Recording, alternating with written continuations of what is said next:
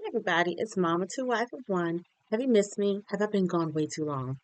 Well, fear not. I am back. And if you can tell from the title of this video, we are going to talk about the Meg the Stallion documentary. But before I get into that, make sure you like this page, you share this video, subscribe to my channel, and make sure you comment below. For those of you who are new, hi, I'm Mama Two Wife of One. I'm a content creator, an influencer, a writer, an editor, a mommy, a wife, a public speaker. I do a little bit of a lot of it, mostly to do with the written or spoken word. And I love me a good documentary. I don't know how I got into this. Yeah, I don't know when I started falling in love with documentaries. It's feel like it just happened maybe over the past like I don't know decade or so. And I don't watch every documentary, but I really like a good one about a celebrity documentaries, and I like reading biographies or autobiographies. So I watched two. So I did two separate videos. This video is about Meg Thee Stallion. The next one's gonna be about Martha Stewart because that was a really good one too. I got some notes on that. So I'm going to give a little brief synopsis of the documentary because I do want you guys to go see it. It is on Amazon Prime right now. And then I'm going to give you the 5 things that I learned specifically from the documentary. Most of you, I'm sure, know who Meg Thee Stallion is. She is a Houston rapper. She is beautiful. She's a hot girl. Yeah, pretty much all that stuff. So the documentary basically so I'll say this. One thing I really like about documentaries, the other documentaries you see will have multiple people speaking, right? The people that know you, that grew up with you, people you've worked with. The documentary, for the most part, is 98% Meg's voice. It's not, her agent. It's not her publicist. It's not her cousin and them. It's literally just her voice for the most part throughout the entire documentary, which I love because the whole point is that this is my story and my words. It's not going to be misconstrued. No one's going to be able to tell my story like I can tell it. So I really appreciated that. It starts with well, it starts with her getting her bachelor's degree. It's a dream her mother always had for her, and she was able to do that after her mother passed away. She talks a lot about her mom. Obviously, because she and her mother were very, very close. Her mother was like her first manager, her biggest cheerleader, her inspiration for being a rapper in the first place. She obviously talks about the whole Tory Lane situation. And if you guys are not familiar with the whole Tory Lane situation, I'm not going to rehash it because I don't even understand all of it. I remember when the incident happened, when he shot her in the foot, and just all of the negative publicity she got as a result of that. So she goes deep into detail. When I say deep into detail, when the story came out that Tory Lanez shot Meg Thee Stallion in the foot, first of all, she lied first to say she wasn't shot because she was not trying to get a black man in trouble. She knows how the police do. They're constantly, hurting, killing, harassing black men. So she's trying to do her black woman due diligence and make sure she protects the black men because that's what black women tend to do. But then they found gun fragments in her foot. So they're like, okay, well, obviously you're lying. It's not glass. Like, how did this happen? So, regardless, the story gets out. And the amount of people who didn't believe her, who were shaming her, who were bringing up her past and her image, like, well, he has no reason to do that because you look like this. And how can you expect us to believe you in this and this and this and this? Stuff that has nothing to do at all with what actually happened, with the actual assault of that. None of that, nobody cared. It was primarily men. And what I did love is that in this documentary, when I tell you my girl is naming names, she's showing physical, like video footage of TikTokers, of famous people who are either playing Tory Lane's music or coming to Tory Lane's defense or bashing Meg Thee Stallion. Like she's putting the actual footage all in the documentary. And I love that because stand on business. Y'all said what y'all said. And some of them probably still stand behind what they said, which is fine because, men gonna men at the end of the day. But I love the fact that she didn't shy away from really saying, this is who said this. And she did say out of her mouth, yeah, I'm still beefing with Joe Budden, or yeah, I can't believe Chris Brown. She said none of that, and she didn't need to. Their videos live on in infamy and will speak for itself, you know. But she spent a lot of time on that situation because it was so. I think a lot of people don't realize all of the different emotions that came along with that situation. It wasn't just I got shot, so I'm having pain in my foot. It was PTSD from getting shot. It was betrayal from this guy you thought you were really cool with who actually harmed you and then is lying about it. And then, not to mention that, your best friend at the time, who's also lying, who was there and saw what happened, and is lying and basically on the side of the guy. So it's betrayal on two fronts. It's the PTSD from getting shot. It's the trauma of all of these people who are saying to your face that you're a liar and just calling you all kinds of names and coming to the defense of this man when none of these people were there. Nobody was there. But they're assuming that you're not telling the truth because of who you are and what you look like and what you rap about, when that has nothing to do with anything. And just like I said a couple minutes ago, how as a black woman, she did what black women do, we come to the defense of black men. Unfortunately, and no offense to any black men who might watch my videos, and I'm not talking about you specifically, but overall, the ongoing discussion is how black men don't typically stand up for black women as much or as loudly as we tend to do for them. Now, obviously, these are gross blanket statements. You can take with them what you will, but just based off of the response that she got, it was a lot. And I will say, some people don't necessarily care for this. In the documentary, it's actual like video footage of things that happened. It's her sitting down telling her story, and it's also in a couple places like an animated version of things that happened, like the whole scene of her getting shot. It's it's animated, so it's done with her as a cartoon. Some people don't necessarily like to see animation in a documentary. I personally don't have a problem with it. I feel like it kind of softens the blow of some harsher scenes, and it doesn't show him actually like it shows enough that you know what happened. But like I said, I don't have a problem with it, but some people don't like that at all, kind of takes them out of the whole story. So if you don't like that, then, just beware. And it's also in the Martha Stewart documentary as well that there's animation. But that's kind of the gist of what the documentary is about. I think it was very well done. I learned a lot about her. It was very heartbreaking. Most of the women, and actually there's a lot of men too, who watched it and really felt for Megan. They felt her raw emotion. They finally understood how much she went through during that time and is probably still going through because PTSD does not have a shelf life, right? And I think a lot of people are finally having a better understanding of who she is as a woman. And I think that that's key. A lot of people, and she says in the documentary, she's like, throughout this whole process, I've been focused on protecting Meg the Stallion. But at some point, I need to focus on protecting Megan Pete, which is her government name. And I love that distinction because I think for celebrities especially, we forget. And actually, is that one of my notes? Make sure I don't. Oh, there's one of my notes. I ain't gonna skip ahead. But basically, I'm glad that she made that distinction because even though we know on an intelligent level that there's a persona and there's the actual person, a lot of times somebody's going through something, especially a celebrity, we tend to forget that other side. We tend to just focus on this image of this person. And unfortunately, a lot of people tend to hold their image against them, which I think is really dumb. But needless to say, I do think it's a good documentary. Here are the 5 lessons that I got from Meg Thee Stallion's documentary. Number one, female friendships are key. When I was younger, like high school, I primarily had male friends. And I've had this discussion with my mother as recently as last week, and she was like, I just hated you had so many guy friends. I was like, I know, but I wasn't one of those girls that was like, oh, I don't trust women. Like I've never been that girl. But it just so happened I had a bunch of guy friends. They all treated me as their little sister. There was nobody was touching me inappropriately. No one's trying to have sex with me or get with me, kiss me, date me, none of that. Literally, I was everybody's little sister. That's just kind of how it happened. As I got older, when I got to college, that's when I formed my circle of really close girlfriends. And the older I get, the more I understand and appreciate the importance of having women in your life who will cheer for you, who will support you, who will push you when you're ready to give up, and who will just be down for you. Like, friendships are so freaking important. And I talk to my cousin about this all the time. She and I both have girls that my daughter sees me as a mother, obviously. She sees me be a wife to her daddy.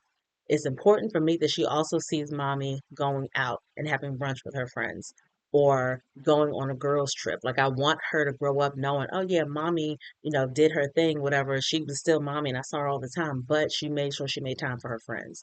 And she showed me the importance of really fueling and pouring into those friendships. I want her to understand that because, again, having female friendships is so incredibly crucial.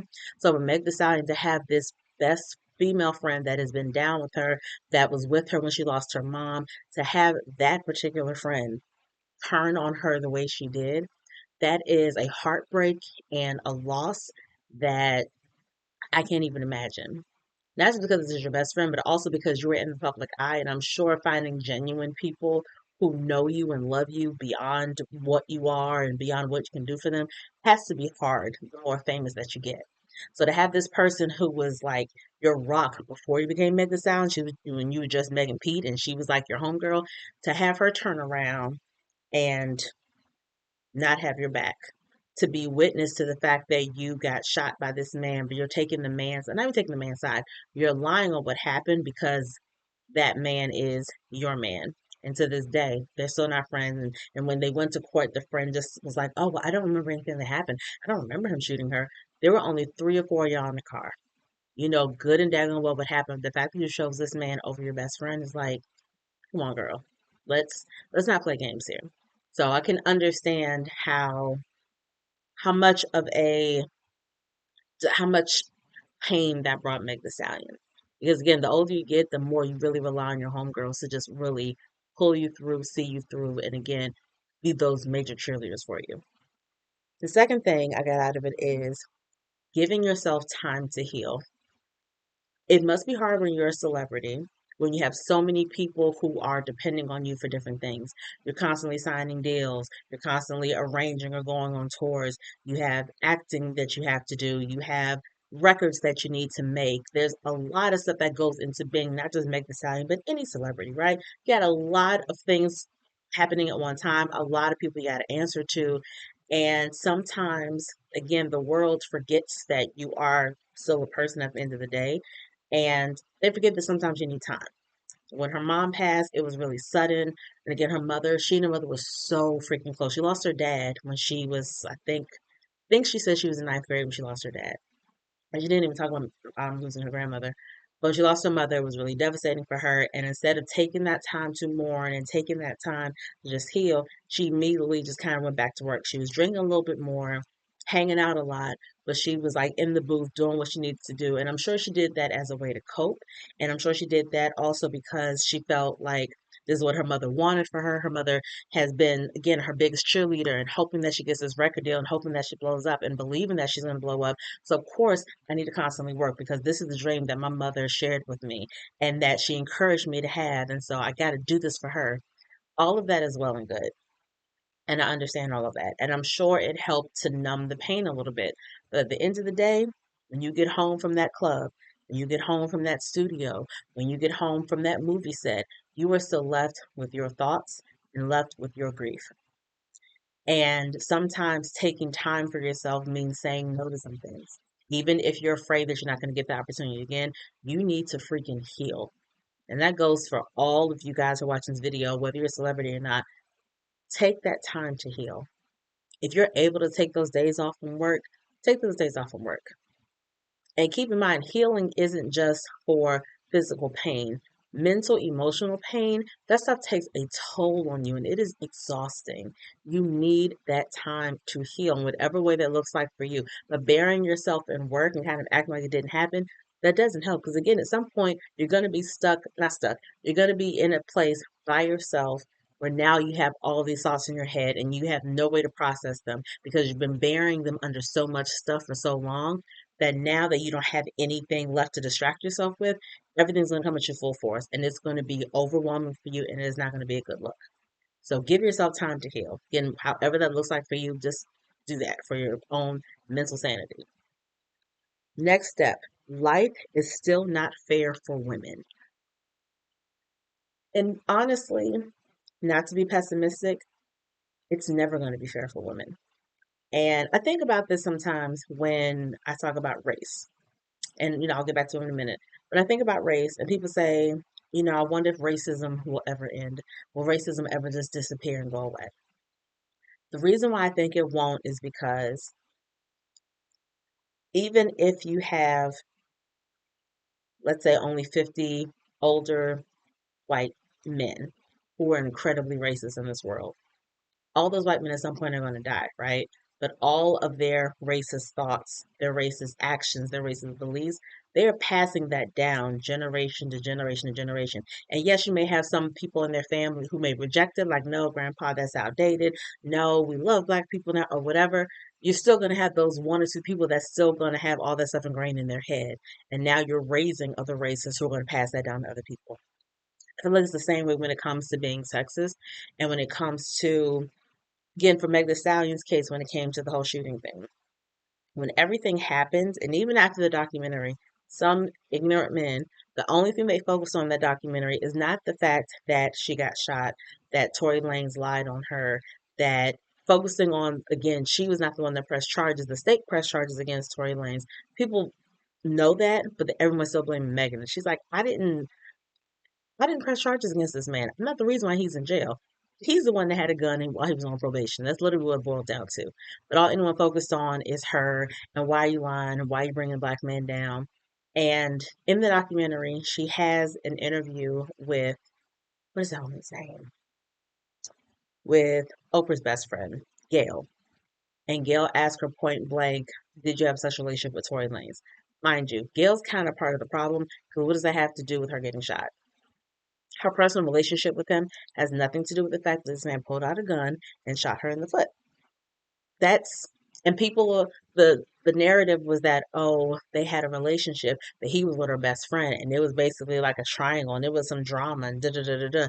And Meg like got to a fight because she was jealous. Even if all of that was true, even if she got into a fight with her best friend over Tory Lanez and she was quote unquote jealous, she didn't take the gun out of his hand and shoot herself in the foot and then blame him for doing it.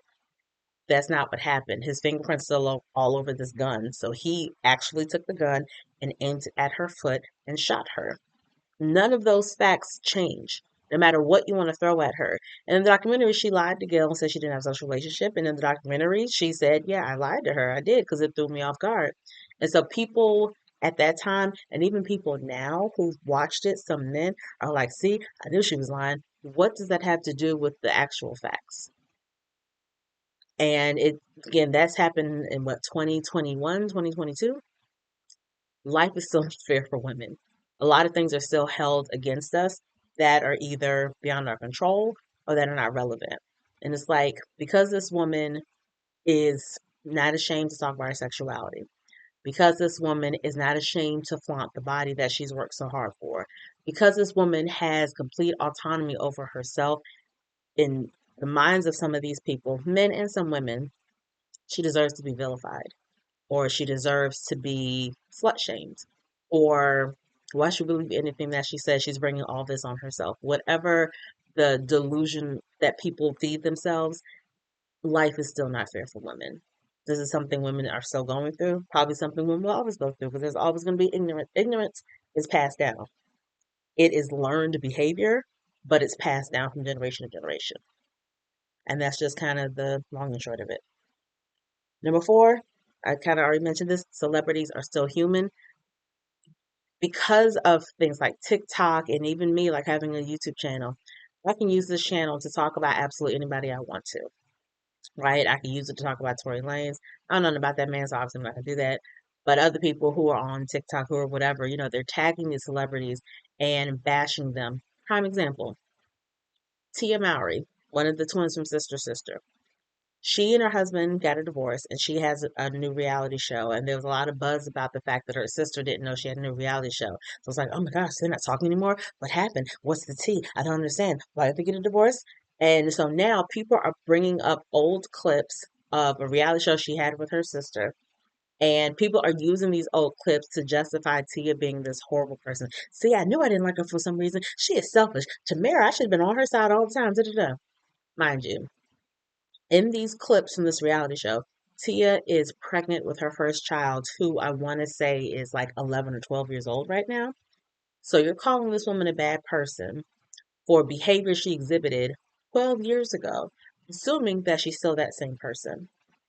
Why? Like, as a woman, she's not allowed to change?